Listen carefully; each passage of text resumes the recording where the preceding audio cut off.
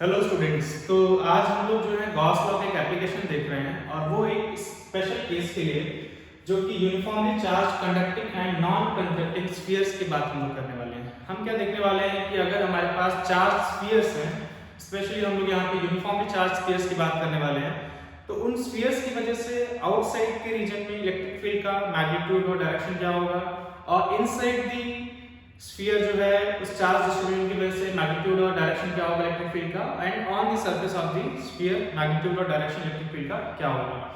उससे पहले हम लोग यहाँ पे जो हमारे केसेस बनेंगे यहाँ पे different cases spherical charge distribution के, उनको हम लोग यहाँ पे क्लियर करने वाले हैं। तो सबसे पहले अगर हम चार्ज डिस्ट्रीब्यूशन की बात करें तो वो कंडक्टिंग और नॉन कंडक्टिंग स्फीयर्स पे हो सकता है। तो हमने यहाँ पे वो दो केस लिए, लेफ्ट साइड में मैंने यहाँ दो स्फीयर दिखाए हैं, दोनों कंडक्टिंग हैं और राइट साइड में नॉन कंडक्टिंग स्फीयर्स हैं। अब कंडक्टिंग में भी अगर हम फर्दर क्लासिफाई करना चाहते हैं तो स्फीयर्स जो है वो दो टाइप के होंगे। जो फर्स्ट वन है इसको मैं बोलने वाला हूँ ये हॉलो स्फीयर है। हॉलो स्फीयर मतलब कि हॉलो स्फीयर के लिए हम लोग जो वर्ड यूज करते हैं कभी कभी वो है स्फेरिकल शेल। हम बोल सकते हैं कि ये क्या है, एक स्फेरिकल शेल है। स्फेरिकल शेल है, थिन स्फेरिकल शेल है, थिन स्फेरिकल शेल जिसका थिकनेस हम नेग्लेक्ट कर रहे हैं, नेग्लिजिबल, मतलब कि अंदर यहाँ पे कोई मटेरियल नहीं है, खाली जगह है। और ये जो सेकंड जो मैंने ड्रॉ किया है मैं इसको थोड़ा सा इस तरह शेड कर देता हूँ। ये किसको रिप्रेजेंट कर रहा है, ये एक सॉलिड स्फीयर को रिप्रेजेंट कर रहा है, सॉलिड स्फीयर। तो ये दो केस हैं कंडक्टिंग के, एक जो है थिन स्फेरिकल शेल या जिसको मैं हॉलो स्फीयर लिखा है मैंने यहाँ पे, और जो दूसरा केस है वो सॉलिड स्फीयर का है। सेम तरीके से नॉन कंडक्टिंग स्फीयर्स के केस में भी दो केसेस बनेंगे। नॉन कंडक्टिंग में भी हमारे पास एक हॉलो या थिन स्फेरिकल शेल हो सकता है, थिन स्फेरिकल शेल हो सकता है, और जो दूसरा केस है वो क्या हो सकता है, सॉलिड नॉन कंडक्टिंग स्फीयर। तो ये सॉलिड स्फीयर हो सकता है, सॉलिड स्फीयर हो सकता है। अब हम लोग का एम यहाँ पे ये है कि हम जो स्फीयर पे चार्ज डिस्ट्रीब्यूशन होगा उसकी वजह से आउटसाइड के point on the surface of the sphere and inside the sphere electric field find करना चाहते हैं। अब ये चार केस दिख रहे हैं बट एक्चुअल में अगर हम इसको केयरफुली ऑब्जर्व करें तो हम ये चारों केस को फर्दर सिर्फ दो केसेस में रिड्यूस कर सकते हैं। वो देखते हैं कैसे। सबसे पहला इंपॉर्टेंट पॉइंट हम जानते हैं कि कंडक्टिंग स्फीयर को अगर आप यूनिफॉर्मली चार्ज करने जा रहे हैं, आपने कंडक्टिंग स्फीयर को चार्ज दिया, सबसे पहला इंपॉर्टेंट पॉइंट क्या है कि वो सारा का सारा चार्ज जो है सरफेस पे डिस्ट्रीब्यूट हो जाएगा। सरफेस पे डिस्ट्रीब्यूट होने का मतलब कि अगर आप चार्ज किसी भी लोकेशन पे छोड़ते हैं, चार्ज हमेशा आउटवर्ड मूव करके सरफेस पे जाएगा। ये हम पहले से जानते हैं, इस चीज को हम लेके चल रहे हैं। और चाहे वो हॉलो स्फीयर हो या सॉलिड स्फीयर हो, अगर वो कंडक्टिंग है और हमने चार्ज उसके सरफेस पे ऐड किया है तो वो ऑटोमेटिकली सरफेस पे रीच करेगा और यूनिफॉर्मली डिस्ट्रीब्यूट हो जाएगा। तो अगर मैं रिप्रेजेंट करना चाहता हूं कि चार्ज कहां पे लाई करेगा कंडक्टिंग स्फीयर के केस में, दोनों ही केस में, तो हम दिखा सकते हैं कि चार्ज जो है वो कहां पे सरफेस पे लाई करेगा। चार्ज जो है वो सरफेस पे लाई करेगा। मैं यहां पे पॉजिटिव चार्ज से दिखा रहा हूं, तो पॉजिटिव या नेगेटिव कोई भी चार्ज हो सकता है, बट कहां होगा, सरफेस पे होगा।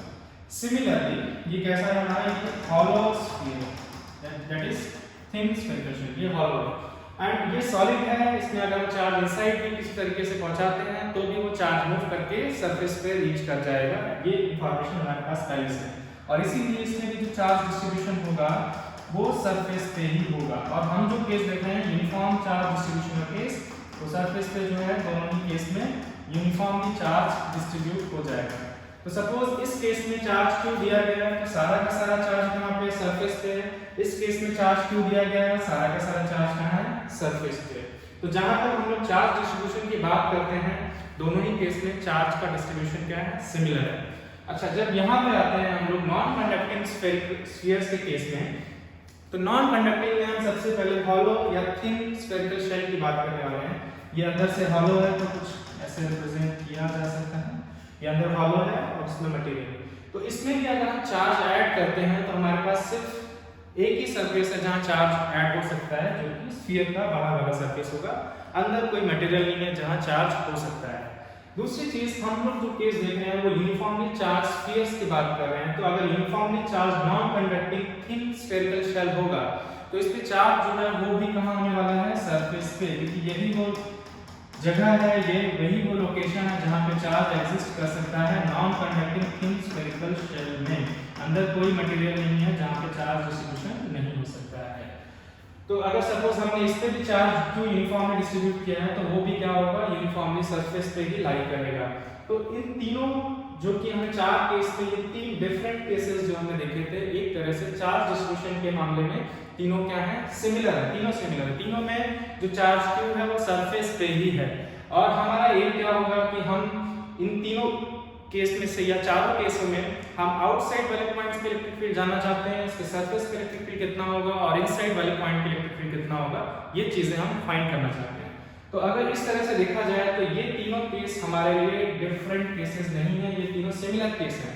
यानी कि इन तीनों सिमिलर केसेस में से अगर मैं किसी भी एक केस के लिए आउटसाइड के पॉइंट पे इलेक्ट्रिक फील्ड फाइंड करता हूं, सरफेस पे इलेक्ट्रिक फील्ड फाइंड करता हूं और इनसाइड के पॉइंट पे इलेक्ट्रिक फील्ड फाइंड करता हूं, तो वो तीनों के लिए ही वैलिड होगा। दैट मींस ये थ्री केसेस जो हैं वो हमारे सेम केसेस हैं। तो इस तरह से ये चार जो केसेस हैं वो एक इन तीनों के कॉम्बिनेशन से बन रहा है और दूसरा ये जो रह गया जो हम नेक्स्ट डिस्कस करने वाले हैं। दूसरा जो नॉन कंडक्टिंग सॉलिड स्फीयर है, इसमें अगर हम यूनिफॉर्मली चार्ज डिस्ट्रीब्यूट करते हैं तो यहाँ पे चार्ज जो है वो इनसाइड द स्फीयर भी रह सकता है, क्योंकि सॉलिड स्फीयर यानी चार्ज जो है वो अंदर भी रह सकता है और सरफेस पे भी। यानी कि इस केस में चार्ज जो है through out the volume of the sphere जो है वो डिस्ट्रीब्यूट होगा। तो सपोज हमने क्यू चार्ज इसके सरफेस पे यूनिफॉर्मली, क्यू चार्ज हम इस पे यूनिफॉर्मली देना चाहते हैं, तो उस केस में चार्ज जो है वो इनसाइड द स्फीयर भी होगा, क्योंकि मैं इस तरह से प्लस अंदर लिख के बता रहा हूं, और वो सरफेस पे भी होगा, सरफेस पे भी होगा। इस तरह से हम इसको दिखा सकते हैं। तो ये केस जो है डिफरेंट है बाकी तीनों केसेस से, क्योंकि इसमें चार्ज डिस्ट्रीब्यूशन डिफरेंट है। इसमें चार्ज जो है थ्रू आउट द वॉल्यूम है और बाकी तीनों केसेस में चार्ज जो है सिर्फ कहाँ है, सरफेस पे लाई कर रहा है। तो ओवरऑल जो हम ये केस देख रहे हैं जिसमें हमें इलेक्ट्रिक फील्ड फाइंड करना है यूजिंग हम गॉस लॉ करने वाले हैं, उन चार केसेस को हमने सिर्फ दो केसेस में रिड्यूस कर दिया है। जो दो केसेस हैं उनमें से पहला केस जो है वो conducting thin spherical shell, conducting solid sphere and non-conducting thin spherical shell, ये तीनों सिमिलर हैं जिसमें चार्ज सरफेस पे होगा और जो हम आगे सॉल्व करने वाले हैं। और दूसरा केस जो है वो नॉन कंडक्टिंग सॉलिड स्फीयर है जिसमें चार्ज जो है through out the volume distributed है। तो इस तरीके से हमारे पास दो केसेस हैं जो हम एक एक करके देखने वाले हैं कि कैसे आउटसाइड, इनसाइड और सरफेस वाले पॉइंट्स पे इलेक्ट्रिक फील्ड का वेरिएशन आएगा। तो हम आगे चलते हैं इसके। तो सबसे पहला जो केस हम यहाँ पे देखने वाले हैं, electric field due to uniformly charge solid और हॉलो। यूनिफॉर्मली चार्ज ये कंडक्टिंग मैंने बताया था आपको, सॉलिड या हॉलो दोनों सिमिलर होगा, या नॉन कंडक्टिंग स्फीयर जो कि हॉलो हो या थिन स्फेरिकल शेल हो। मतलब वो तीनों केस के लिए हम एक बार इसको सॉल्व करेंगे। तो हम देखते हैं कैसे आउटसाइड के पॉइंट्स पे, सरफेस पे और इनसाइड पे इलेक्ट्रिक फील्ड हम फाइंड करेंगे यूजिंग गॉस's लॉ। ठीक है, तो सबसे पहले हम लोग कुछ चीजें क्लियर कर लेते हैं। यहाँ पे हम Q से डिनोट करेंगे total charge on the sphere. Total charge कितना है हमने ये माना है Q। कैपिटल R से डिनोट करेंगे radius of the sphere, radius of the sphere, radius of the sphere. ठीक है, तो इसको मैं यहाँ पे रिप्रेजेंट कर देता हूँ। हमने देखा है कि ये वो केस है जिसमें चार्ज जो है सरफेस पे होगा, तो मैं आउटसाइड में सरफेस पे प्लस से इस चार्ज को रिप्रेजेंट कर रहा हूँ और ये यूनिफॉर्मली डिस्ट्रीब्यूटेड है। इसके बाद इसका रेडियस हमने जो माना है वो कैपिटल R है, उसको भी मैं यहाँ पे रिप्रेजेंट कर देता हूँ। सेंटर से सरफेस तक डिस्टेंस कैपिटल R है। और हम क्या करने वाले हैं, हम तीन केसेस देखने वाले हैं कि इस तरह के चार्ज डिस्ट्रीब्यूशन की वजह से आउटसाइड के पॉइंट पे इलेक्ट्रिक फील्ड क्या होगा, सरफेस पे क्या होगा और इनसाइड के पॉइंट पे इलेक्ट्रिक फील्ड क्या होगा। तो सबसे पहले हम स्टार्ट करेंगे आउटसाइड पे एक पॉइंट लेने वाले हैं। तो मैं सेंटर से डिस्टेंस लूंगा सभी पॉइंट्स के लिए। स्फीयर के सेंटर से हम लोग एक आउटसाइड पे पॉइंट ले रहे हैं जो कि स्मॉल r डिस्टेंस पे हम दिखाएंगे। स्मॉल r डिस्टेंस पे है वो पॉइंट, ऐसा हम दिखाएंगे। Suppose this is that point, this is that point. ये रहा वो पॉइंट P जिस पे हम जानना चाहते हैं, पॉइंट P जिससे हम जानना चाहते हैं कि इलेक्ट्रिक फील्ड कितना होगा due to this type of charge distribution. और हम इसके लिए गॉस's लॉ यूज करने वाले हैं। तो आपको याद होगा गॉस's लॉ में हम लोग जो है सबसे पहले गॉस लॉ को अप्लाई करने के लिए सिमेट्री, चार्ज डिस्ट्रीब्यूशन का सिमेट्री होना जरूरी है, वहां पे काफी यूजफुल हो जाता है गॉस लॉ। और अभी मैं क्या करने वाला हूं, मैं एक गॉसियन सरफेस मतलब एक क्लोज सरफेस, गॉसियन सरफेस जो P पॉइंट से पास करेगी, जो कि स्फीयर के फॉर्म में होगी, जिसका रेडियस जो है वो r होगा, ये डिस्टेंस के बराबर होगा, वो यहाँ पे मैं इमेजिन करने वाला हूँ ये गॉसियन सरफेस। तो उसको मैं रिप्रेजेंट करने की कोशिश कर रहा हूँ यहाँ पे। ये रहा गॉसियन सरफेस जो कि P पॉइंट से पास करेगा और r रेडियस का होगा। तो मैं यहाँ कंप्लीट ड्रॉ नहीं कर रहा हूँ, कंप्लीट ड्रॉ किए बिना भी हम समझ सकते हैं सारी चीजों को। तो गॉसियन सरफेस कंप्लीटली इस पूरे स्फीयर को क्या करेगा, एनवेलप करेगा। ठीक है, ये हमारा वो गॉसियन सरफेस हो जाएगा। ये रहा वो गॉसियन सरफेस जो कि स्फीयरिकल है और इसके अंदर हमारा ये स्फीयरिकल चार्ज डिस्ट्रीब्यूटेड स्फीयर है। देखते हैं कैसे हम इसको सॉल्व करेंगे। तो सबसे पहले हम अगर गॉस लॉ के अकॉर्डिंग चलें तो net electric flux through any close surface according to Gauss law, net electric flux through any close surface, इसको हम ऐसे लिख सकते हैं, ये सिंबल है क्लोज सरफेस के लिए नेट इलेक्ट्रिक फ्लक्स का इंटीग्रेशन का, जो कि इस टर्म को इंटीग्रेट करने के बाद मिलता है, is always equal to the enclosed charge q, enclosed लिख रहा हूं मैं enclosed charge को, enclosed charge मतलब स्फेरिकल सरफेस, उस गॉसियन सरफेस के अंदर का जो चार्ज है डिवाइडेड बाय एप्सिलॉन नॉट होता है। ये हमें गॉस लॉ से एक सिंपल मैथमेटिकल रिलेशन मिलता है, जिसको हम यूज कर सकते हैं इलेक्ट्रिक फील्ड्स फाइंड करने के लिए, जैसा कि हम इस केस में देखने वाले हैं। तो सबसे पहले हम लोग जो केस देखने वाले हैं, जैसे कि मैंने आपको पहले ही बता दिया है, at a point outside the sphere, that means r, which is measured from the center of the sphere, is greater than its radius। तो हम आउटसाइड वाले पॉइंट के लिए फाइंड करने वाले हैं, उसके लिए हमने गॉसियन सरफेस अज्यूम कर लिया है। अब हम क्या देखने वाले हैं, इस गॉसियन सरफेस के through net electric flux calculate करने वाले हैं। नेट इलेक्ट्रिक फ्लक्स कितना होगा, यानी कि हमें ये इंटीग्रेशन सॉल्व करना है। E डॉट dA, अगर हम इस गॉस लॉ पे अप्लाई करेंगे, जो हमारा स्फेरिकल सरफेस है, यहाँ मैं लिख देता हूँ स्फेरिकल सरफेस जो हमने लिया है यहाँ पे, इसके through total electric flux will be equals to charge enclosed.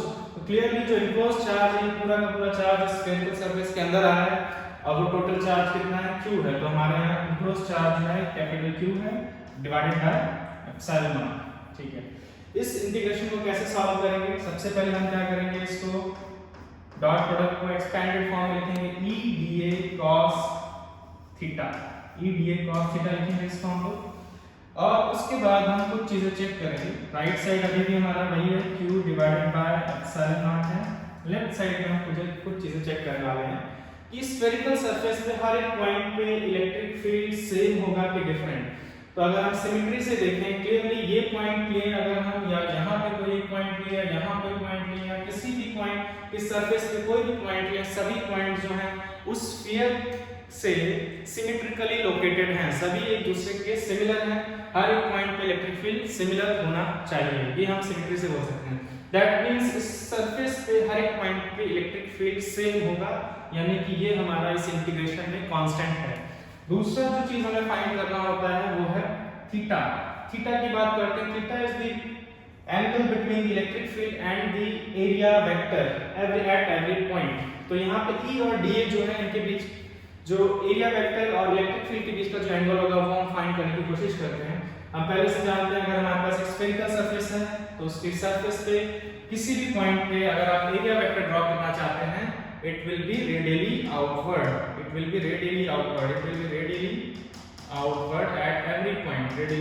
at every point। तो एरिया वेक्टर का डायरेक्शन हमें पता है।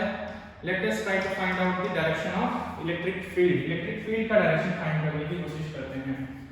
तो इलेक्ट्रिक फील्ड के लिए हम सिमेट्री का यूज करेंगे। सपोज हम इस पॉइंट पे इलेक्ट्रिक फील्ड जानना चाहते हैं इस चार्ज डिस्ट्रीब्यूशन की वजह से, तो आप चार्जेस को इस लाइन के अलोंग दो पार्ट्स में डिवाइड कर सकते हैं। अपर हाफ में चार्ज है, लोअर हाफ में चार्ज है। अपर हाफ का कोई भी एक चार्ज अगर हम लेते हैं, पॉइंट चार्ज सपोज मैंने यहाँ पे लिया, तो इसकी वजह से इलेक्ट्रिक फील्ड जो है हम जानते हैं अवे होगा इस डायरेक्शन में, और इसके जस्ट अपोजिट सिमेट्रिकली लोकेटेड एक पॉइंट चार्ज और ले रहा हूं यहां पे, इसकी वजह से इलेक्ट्रिक फील्ड जो होगा वो भी कैसे होगा, आगे होगा एट पॉइंट P।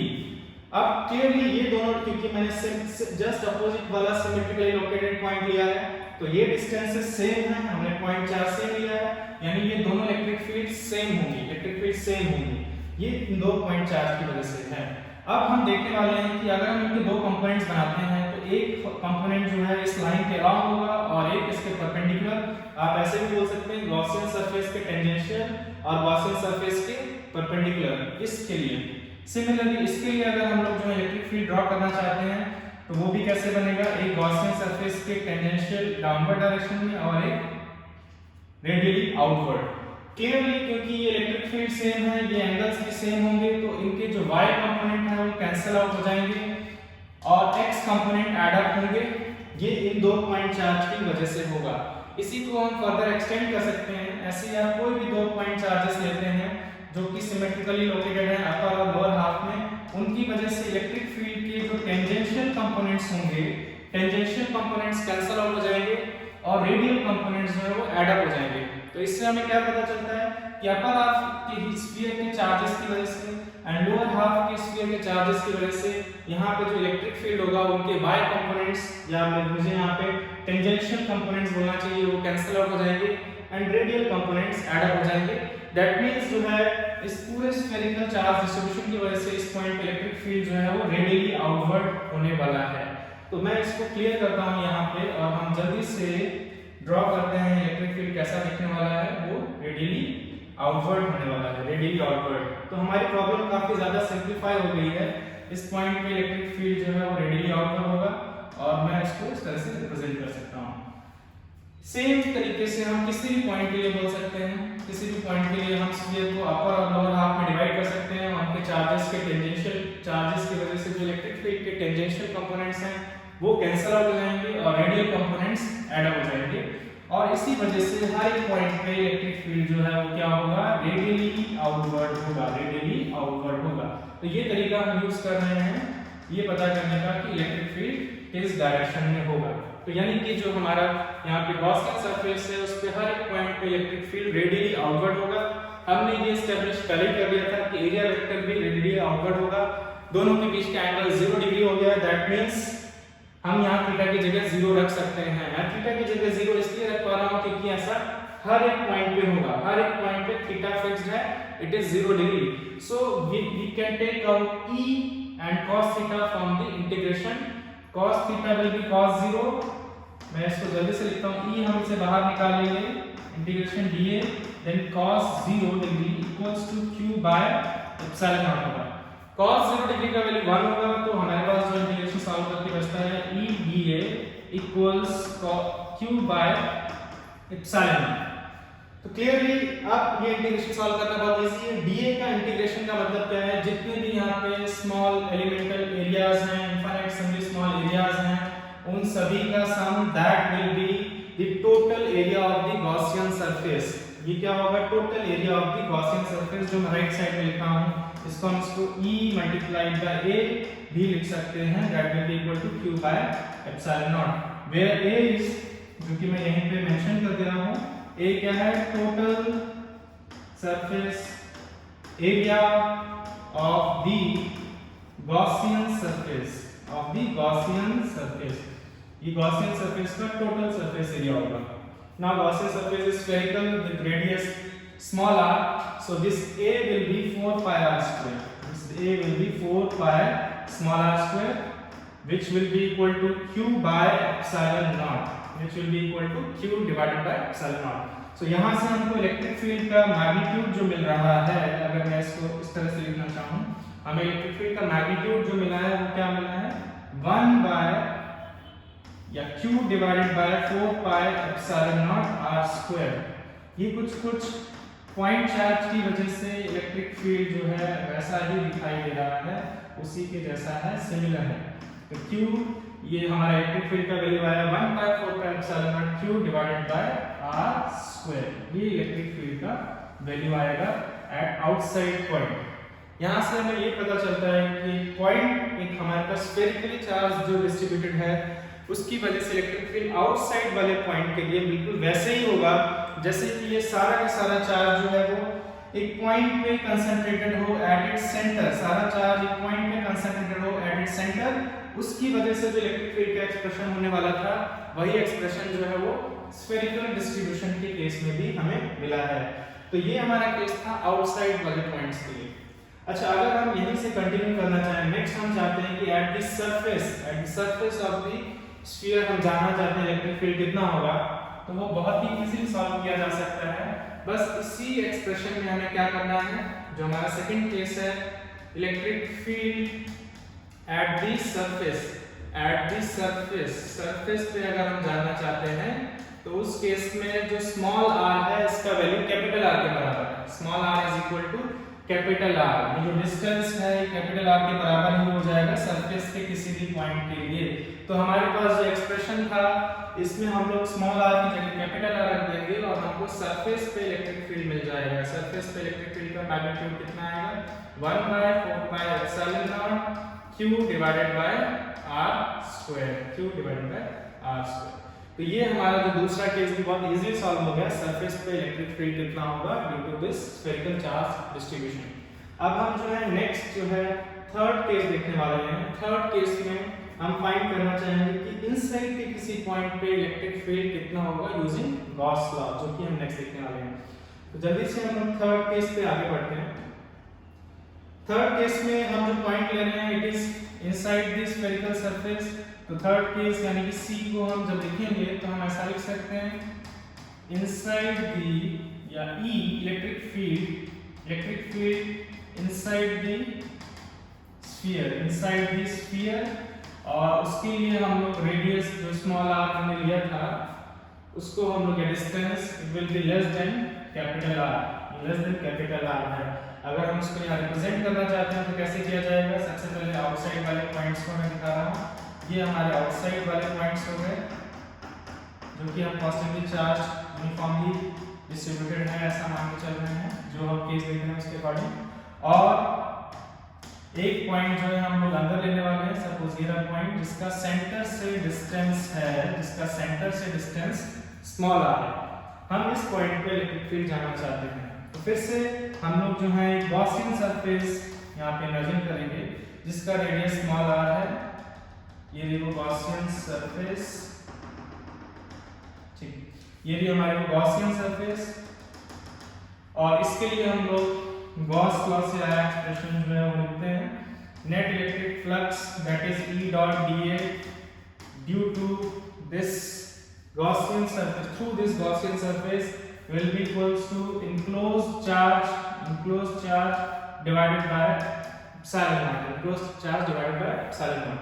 तो enclosed चार्ज इस केस में अगर हम देखें गॉसियन सरफेस के अंदर कोई चार्ज नहीं, सारा चार्ज जो है वो बाहर स्फीयर के सरफेस पे, दैट मींस यहाँ पे enclosed चार्ज का वैल्यू क्या हो जाएगा, 0। दैट मींस हमारा राइट साइड वाला जो एक्सप्रेशन है वो 0 हो जाएगा। सो इंटीग्रेशन ऑफ, मैं इसका एक्सपेंडेड फॉर्म में लिखूंगा E dA cos theta will be equal to 0, right side जो है वो 0 आ जाएगा। नेक्स्ट देखते हैं हम लोग, अब हमें लेफ्ट साइड का एक्सप्रेशन सॉल्व करना है। तो इसमें अगर मैं कोई भी पॉइंट लेता हूँ गॉसियन सरफेस पे, उस सरफेस पे हर पॉइंट पे बाय सिमेट्री हमें नहीं पता है कि इलेक्ट्रिक फील्ड कितना होगा, but by symmetry we can say the electric field at all the points must be same or similar, उनका वैल्यू सेम होना चाहिए, because this point is not different from this point as far as the distribution of charge around that point is concerned। उस charge के आसपास का distribution जो है similar है हर एक पॉइंट के लिए, जैसा हमने पिछले केस में भी किया था।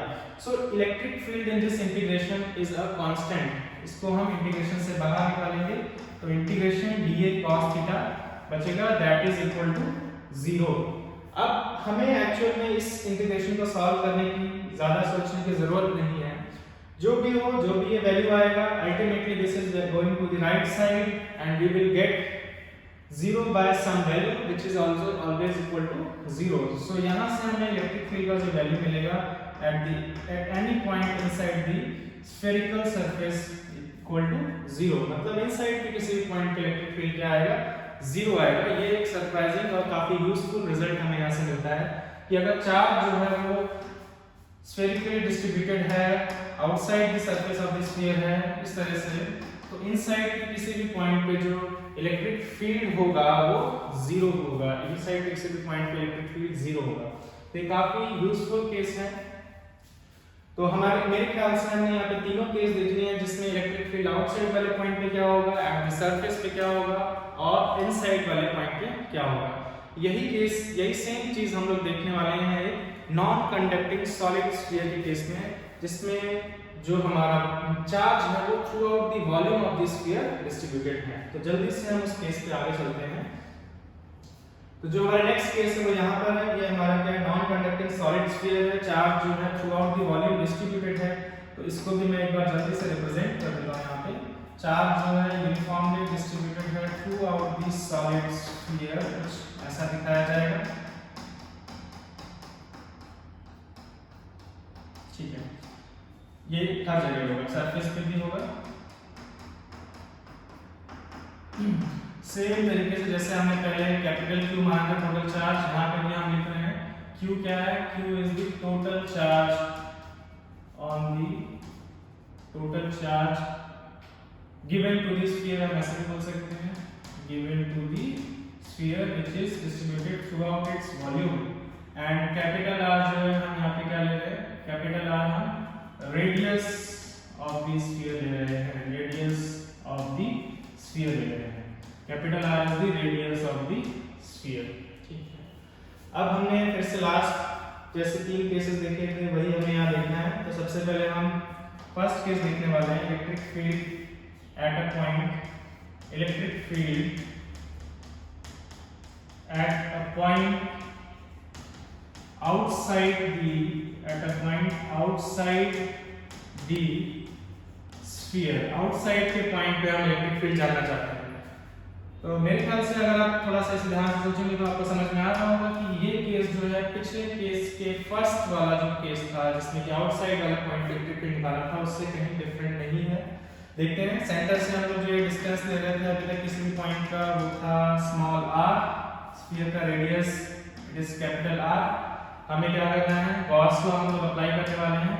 एक गॉसियन सरफेस यहाँ से हमने इमेजिन की थी लास्ट टाइम भी, फिर से इमेजिन करते हैं, ये देखो Gaussian spherical surface around this charge distribution. अब इस गॉसियन सरफेस के थ्रू हम लोग फ्लक्स फाइंड करेंगे। तो आपको दिख रहा होगा प्रोसेस कुछ सिमिलर ही है। अगर हम लेफ्ट हैंड साइड में देखें तो क्या आएगा, E dot dA and right side में आएगा Q enclose divided by epsilon not.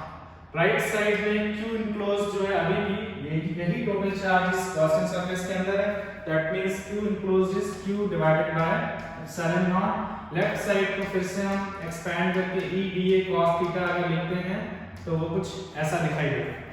फिर से अगर हम इस बारे में बात करें कि कौन कौन से यहाँ पे जो क्वांटिटीज हैं वो कांस्टेंट हैं, तो क्लियरली दिखाई देता है कि electric field at all the point on this Gaussian surface will be same speaking by considering the symmetry of the charge distribution. Therefore E जो है इंटीग्रेशन से क्या आएगा, बाहर आएगा। और थीटा के बारे में भी जैसे मैंने आपको पीछे समझाया था, सिमिलरली आप देख सकते हैं अपर हाफ और lower half of the sphere की वजह से जो इलेक्ट्रिक फील्ड्स होंगे इस पॉइंट पे उनके टेंजेंशियल कंपोनेंट्स कैंसिल आउट होंगे और रेडियल कंपोनेंट्स ऐड अप होंगे। दैट मींस यहाँ पे भी थीटा जो है वो जीरो ही होगा क्योंकि इलेक्ट्रिक फील्ड भी रेडियली आउटवर्ड है एंड एरिया वेक्टर हर एक पॉइंट पे रेडियली आउटवर्ड होगा। सो मैं यहाँ पे डायरेक्ट लिखने वाला हूँ कि हमने देखा है पिछले प्रोसेस में कि आउटसाइड के पॉइंट पे जो इलेक्ट्रिक फील्ड आया था वही यहाँ पर भी आने वाला है, क्योंकि यहाँ पे इनक्लोज चार्ज में कोई चेंज नहीं है, लेफ्ट हैंड साइड का एक्सप्रेशन भी सेम है। तो इसीलिए हमारा जो यहाँ पे आंसर आएगा आउटसाइड वाले पॉइंट के लिए 1 Q equals electric field equals to 1/4 pi epsilon naught Q divided by R square. Similar expression आएगा यहाँ पे जैसे कि पीछे हुआ था। इसी तरीके से अगर हम आगे बढ़ते हैं और सेकंड केस की बात करते हैं, सेकंड जो केस था हमने कंसीडर किया था on the surface of the electric field, short में मैं लिख रहा हूँ on the surface of the sphere. तो स्फीयर के सरफेस पे जो इलेक्ट्रिक फील्ड होगा उसके लिए हमें सिर्फ स्मॉल r का जो वैल्यू है, स्मॉल r का वैल्यू कैपिटल R रखना है, स्मॉल r का वैल्यू कैपिटल R के बराबर रखना है। तो हमें electric field on the surface मिल जाएगा। इसका मैग्नीट्यूड हम लोग डायरेक्शंस पहले एस्टैब्लिश कर चुके हैं, डायरेक्शन जो है वो रेडियली आउटवर्ड होगा और वो कितना आएगा, वो 1/4πε0 q divided by capital R। तो हमने आउटसाइड और सरफेस के दोनों पॉइंट्स के इलेक्ट्रिक फील्ड लिख लिया है जो कि अभी तक सिमिलर है पिछले केस जैसा। अब हम इनसाइड के पॉइंट पे आने वाले हैं, वो देखते हैं जो हमारा थर्ड केस होगा। इसमें electric field at a point inside the sphere, inside the sphere हम लोग अब देखने वाले हैं। तो electric field at a point inside the sphere, inside the sphere के एक पॉइंट की हम लोग बात करने वाले हैं, ये हमारा थर्ड केस। तो वो जो इनसाइड वाला पॉइंट है वो मैं यहाँ पे रिप्रेजेंट कर रहा हूँ और जो पहले हमने ड्रॉ किया था गॉसियन सरफेस, इसको हटाते हैं हम लोग। इस बार हम लोग जो है इनसाइड का एक पॉइंट लेने वाले हैं। तो सपोज वो पॉइंट मैंने यहाँ पे लिया है, तो फिर से हम लोग क्या करते हैं, मैं यहाँ पे गॉसियन सरफेस लेने वाला हूँ इलेक्ट्रिक फील्ड फाइंड करने के लिए यूजिंग गॉस लॉ। वो गॉसियन सरफेस जो है उसका रेडियस स्मॉल r होगा जो कि ये रहा वो गॉसियन सरफेस जिसका रेडियस स्मॉल r। अब इसके थ्रू इलेक्ट्रिक फ्लक्स के बारे में बात करते हैं, तो जल्दी से एक्सप्रेशन लिखते हैं इलेक्ट्रिक फ्लक्स का। E dot dA will be equal to Q enclosed divided by epsilon naught, Q enclosed divided by epsilon naught। तो देखते हैं Q enclosed divided by epsilon naught का वैल्यू क्या आता है। राइट साइड में हम लोग कुछ पुट करते हैं वैल्यूज। Q enclosed जो इस बार हम फाइंड कर सकते हैं, कैसे देखते हैं। टोटल चार्ज हमारे पास कितना है, Q है। इस बार इनक्लोज चार्ज जीरो नहीं है क्योंकि चार्ज जो है through out the volume distributed था, तो ये चेंज है लास्ट केस से इस केस में। इस बार इनक्लोज चार्ज जो है वो जीरो नहीं है। कैसे फाइंड करेंगे, एक काम करते हैं, हमने एक चीज पढ़ी जिसको हम लोग बोलते हैं वॉल्यूम चार्ज डेंसिटी। इस स्फीयर का वॉल्यूम चार्ज डेंसिटी क्या होगा वो मैं लेफ्ट साइड में लिख रहा हूं। वॉल्यूम चार्ज डेंसिटी को हम लोग जनरली रो से रिप्रेजेंट करते हैं। तो इस स्फीयर के केस के लिए जो वॉल्यूम चार्ज डेंसिटी होगा rho, it will be equal to total charge Q divided by the volume of the sphere, because this time the charge is distributed throughout the volume। तो denominator में क्या आएगा, 4/3 pi r cube, this is the volume of the sphere।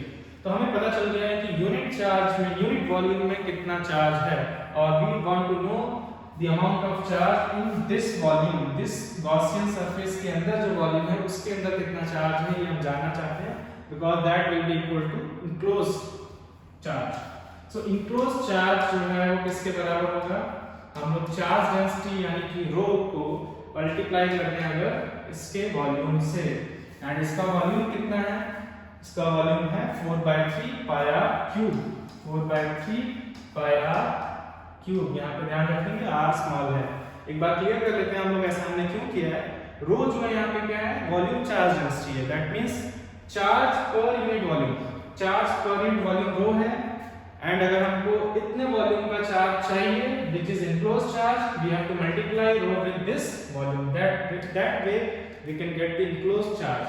तो हमें क्या मिल गया है यहाँ पे, enclosed charge मिल गया है। enclosed charge की जगह हम लोग रो को पुट कर सकते हैं, तो क्या होगा देखते हैं। तो यहाँ लिखा रो साथ में जो मल्टीपल है, रो into 4/3 pi r cube divided by epsilon naught। ये हमारा राइट हैंड साइड जो है वो सॉल्व हो गया।